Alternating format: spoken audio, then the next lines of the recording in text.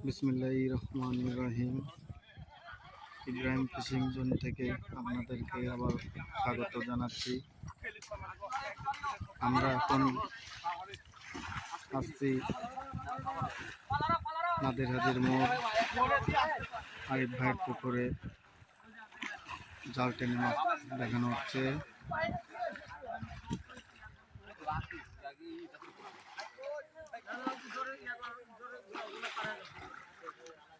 অনেক মানুষ এসেছে মাছ দেখতে। দেখা যাক টিকিটের মূল্যায়নটা কত করতে পারে।